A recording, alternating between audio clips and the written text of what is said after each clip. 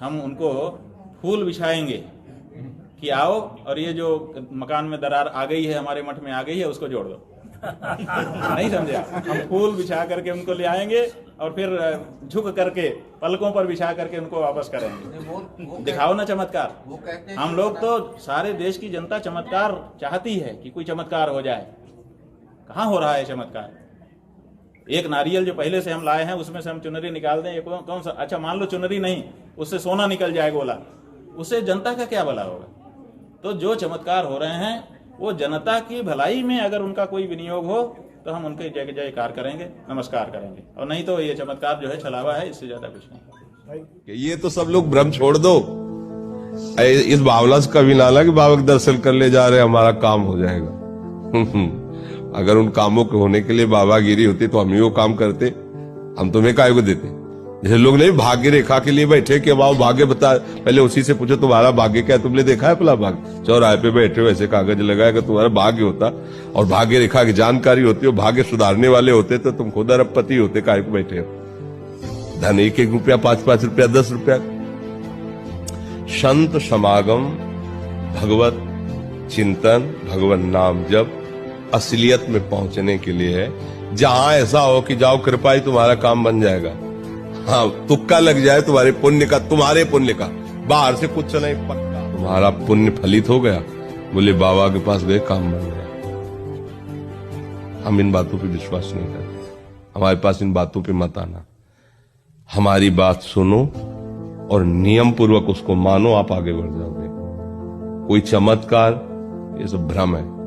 तुक्का लग जाता है ना, किसी का भी लग जाता है, लग गया पुण्य है, लग गया बोले वाह वाह क्या चमत्कार। कुछ नहीं, ड्रामा है, नाटक है माया का। संतों की कृपा जानते हो, संत बन जाओगे।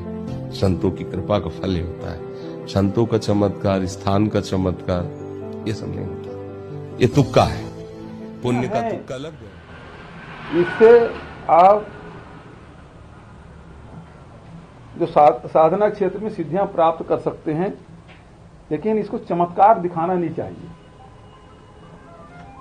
ये जादूगरों का काम है, इससे समाज में जड़ता आती है, ये उचित नहीं है। जितने ऋषि मुनि हुए हैं वो सब ने इसको रोका है कि इस प्रकार से चमत्कार नहीं दिखाना चाहिए, सिद्धियों का प्रयोग नहीं करना चाहिए। तो वही मैं कहना चाहूंगा, सिद्धियां हैं, इसमें कोई शक नहीं है। आप जाएंगे, मुसलमान जो पीर फकीर रहते हैं वो ताबीज देते हैं, चमत्कार हो जाता है।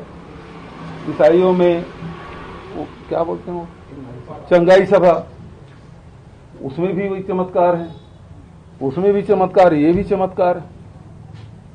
तो ये चमत्कार से समाज में जड़ता आती है, इसे अवॉइड करना चाहिए। ज्ञान की बात है लोगों के जीवन में, क्योंकि इससे कोई समाज का भला नहीं। जैसे कहा ना, जोशी मठ अब समाप्त होने वाला है, यदि चमत्कार है तो बचा लो। अब इस चुनौती को स्वीकार करेगा क्या? प्रकृति के साथ यदि छेड़खानी कर रहे हो, प्रकृति के विपरीत जाके कोई काम करोगे तो उसे तो भोगना ही पड़ेगा।